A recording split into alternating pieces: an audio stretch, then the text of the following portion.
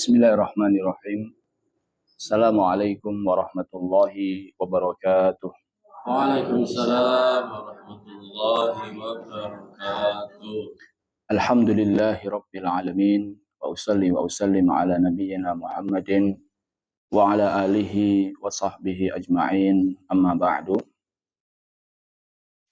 Kaum muslimin dan muslimat rahimani wa rahimakumullahu ta'ala.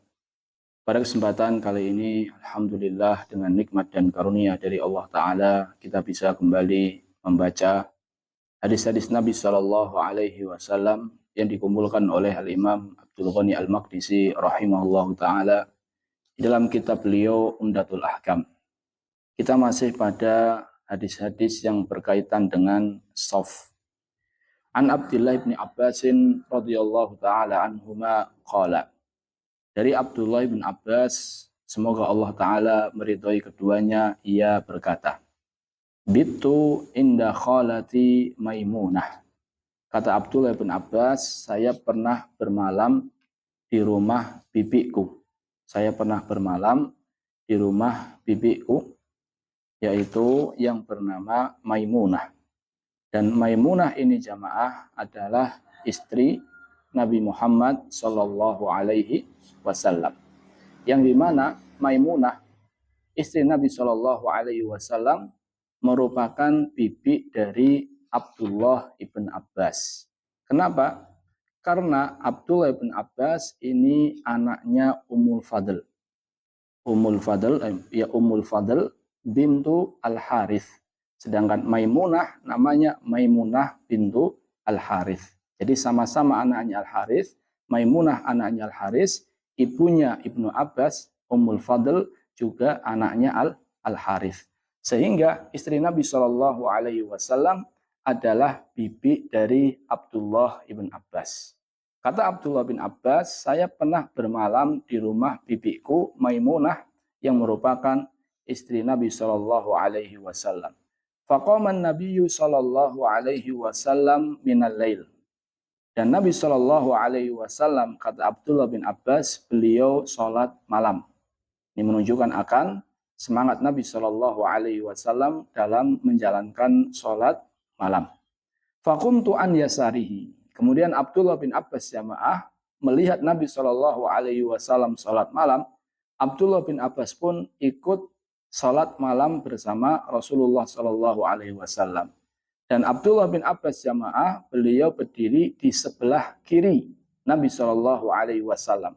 Berarti imamnya Nabi, Abdullah bin Abbas berdirinya di sebelah kiri. Fa'akhadha bi ra'si. Kemudian Nabi Shallallahu Alaihi Wasallam memegang kepalaku. Fa'aqamani an yaminihi. Kemudian Nabi Shallallahu Alaihi Wasallam memberdirikanku di sebelah kanan beliau.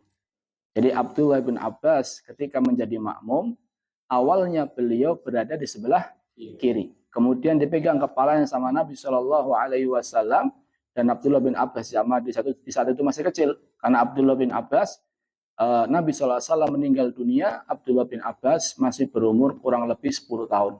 Jadi masih kecil, dipegang kepalanya, kemudian diletakkan di sebelah kanan. Maka dari sini jamaah kita bisa mengambil pelajaran bahwasannya kalau ada imam dan makmum, maka makmum berada di sebelah mana? Di sebelah kanan.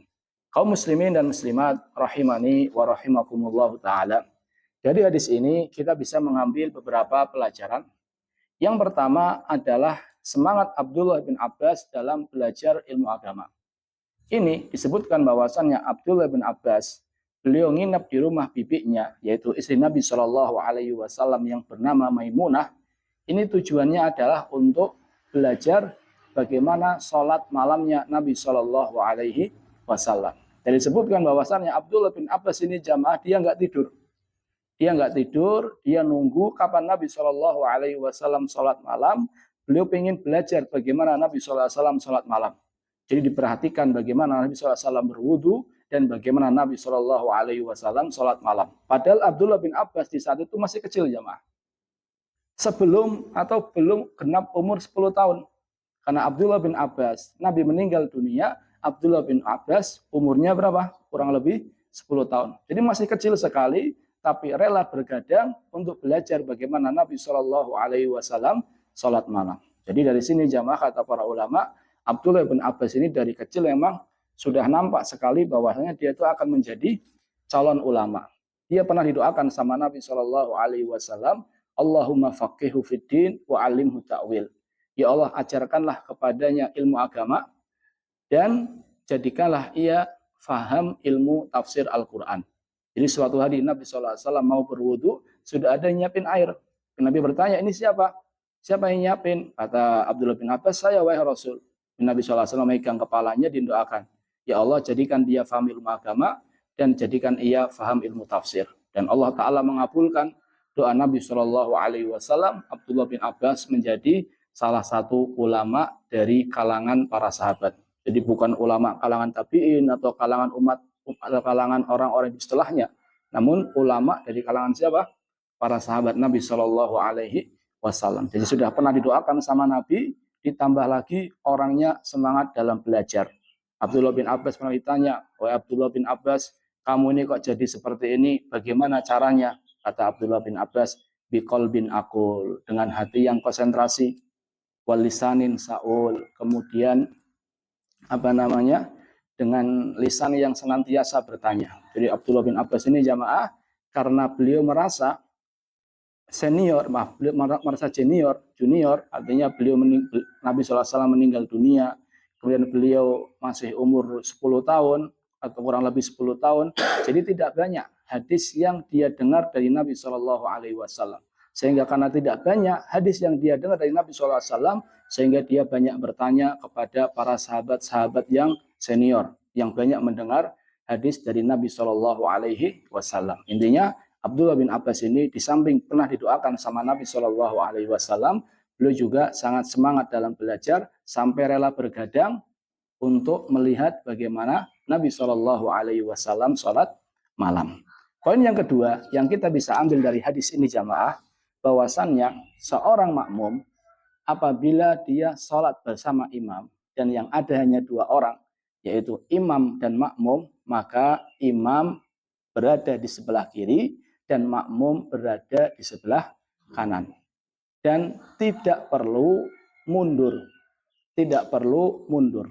Karena di sini kalau kita lihat lafadz hadisnya, dalam riwayat lain disebutkan bijambihi, di sisinya. Kalau bijambihi di sisinya itu maknanya adalah sejajar. Jadi antara imam dan makmum itu sejajar. Al-Imam Al-Bukhari di dalam sahihnya belum bawakan bab yaqumu an yaminil imam bihidaihi. Makmum berdiri di sebelah kanan imam sejajar. Dan kita dapat di jamaah sebagian saudara kita, mereka walaupun di sebelah kanan tapi mundur sedikit. Siapa mereka? Mereka adalah orang-orang yang mereka mengikuti madhab Syafi'i. Jadi kalau madhab Syafi'i itu di sebelah kanan tapi agak apa? Agak mundur. Tapi kalau kita melihat hadis ini, maka bisa kita pahami yang penting sebelah kanan tidak mundur juga tidak masalah. Jadi dari hadis ini jamaah kata para ulama, kalau makmum sendiri maka dia berada di sebelah mana? Di sebelah kanan, sebagaimana ketika Abdullah bin Abbas radhiyallahu taala anhuma, beliau berdiri sebelah kiri, dipindah sama Nabi Shallallahu Alaihi Wasallam. Ini poin yang pertama. Poin yang kedua, maaf sebelumnya, kalau seandainya ada makmum yang dia sholat bersama imam hanya berdua di sebelah kiri, apakah sholatnya batal? Maka para ulama berbeda pendapat. Ada yang mengatakan sholatnya batal, namun wallahu alam yang lebih tepat sholatnya tidak batal. Kenapa tidak batal? Karena ketika Abdullah bin Abbas sholat di sebelah kiri, kemudian dipindah sama Nabi SAW untuk sholat di sebelah kanan, Abdullah bin Abbas tidak diperintahkan Nabi untuk mengulangi sholatnya dari awal. Ini menunjukkan dari Abdullah bin Abbas takbir sampai sebelum dia dipindah sama Nabi, sholatnya batal dari saat itu? Tidak batal. Karena kalau batal, maka Nabi SAW perintahkan dia untuk mengulangi dari awal. Sehingga wallahu alam yang lebih tepat, kalau ada makmum sholat di sebelah kiri, sholatnya nggak batal, hanya saja yang seperti ini tidak sesuai dengan sunnah Nabi Shallallahu Alaihi Wasallam. Ini poin yang pertama. Poin yang kedua. Poin yang ketiga, yang kita bisa ambil dari hadis ini jamaah, bahwasannya diperbolehkan seseorang merubah niatnya dari sholat sendiri menjadi sholat berjamaah. Di dalam hadis ini jamaah, Nabi Shallallahu Alaihi Wasallam awalnya sholat sendiri. Beliau tidak ada niat untuk menjadi imam. Beliau tidak ada niat untuk menjadi imam. Lalu kemudian Abdullah bin Abbas di tengah-tengah sholat dia datang berdiri sebelah kiri, kemudian dirubah sama Nabi SAW untuk berdiri di sebelah kanan. Setelah Abdullah bin Abbas masuk di dalam sholat Nabi SAW, masuk bersama Nabi SAW untuk sholat, maka Nabi SAW tentunya merubah niat. Yang tadinya niatnya sholat sendirian, kemudian berubah menjadi niat apa? Menjadi imam. Dan yang seperti ini insya Allah tidak masalah. Makanya Imam Al-Bukhari di dalam sahihnya beliau membawakan bab idza lam yanwil imam an yaum. Apabila imam tidak berniat untuk menjadi idza lam yanwil imam an yaumma. Apabila imam tidak berniat untuk menjadi imam. Jadi kalau tidak berniat menjadi imam, kok kemudian ada yang datang di tengah-tengah sholat kita jamaah, maka tidak masalah kita merubah niat kita yang tadinya mau sholat sendirian menjadi sholat apa? Berjamaah, bertindak sebagai imam. Ini poin yang ketiga. Poin yang keempat, dari hadis ini jamaah, kita bisa mengambil pelajaran bahwasannya gerakan di dalam sholat itu selama tidak banyak sekali, maka tidak membatalkan sholat. Di sini Nabi Shallallahu Alaihi Wasallam melakukan gerakan dalam sholat ya jamaah, melakukan gerakan dengan tangannya memegang kepala Abdullah bin Abbas, memindahkan yang awalnya di sebelah kiri menjadi di sebelah kanan. Dan gerakan yang seperti ini jamaah itu tidak membatalkan sholat.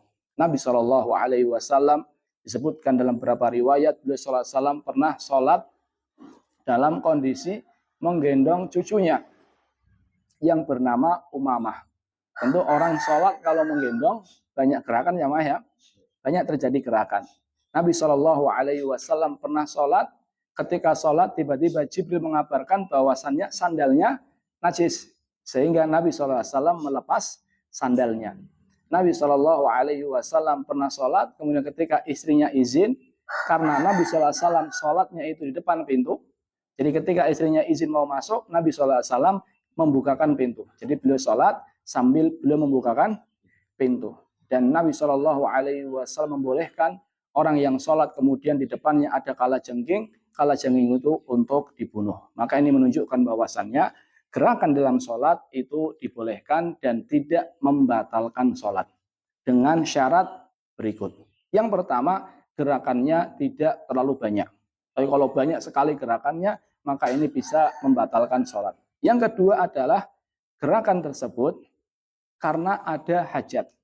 Karena ada hajat. Seperti tadi Nabi SAW kalau ada kalajengking daripada membahayakan boleh dibunuh.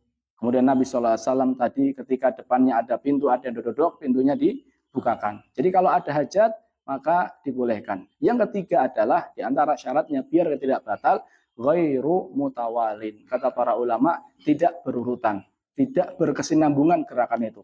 Contohnya ada ulama yang membatasi gerakan itu hanya 3 kali. Namun wallahu a'lam lebih tepat, lebih dari 3 kali tidak apa-apa. Yang penting tidak banyak banget, kemudian tidak berurutan atau tidak berkesinambungan. Contohnya di rakaat pertama dia 3 kali gerakannya. Kemudian di rakaat kedua 3 kali gerakannya. Di rakaat ketiga 3 kali gerakannya, insya Allah tidak membatalkan sholat. Tapi kalau seandainya 9 kali gerakan di dalam 1 rakaat, kemudian berurutan, berkesinambungan, yang seperti ini ditakutkan bisa membatalkan sholat. Jadi jamaah intinya gerakan dalam sholat itu dibolehkan selama tidak terlalu banyak dan itu memang kita butuhkan. Wallahu ta'ala alam bisawab. Terima kasih atas perhatiannya. Kita tutup dengan doa kafaratul majlis. Subhanakallahumma bihamdika asyhadu an la ilaha illa anta astaghfiruka wa atubu ilaih. Wassalamualaikum warahmatullahi wabarakatuh. Waalaikumsalam.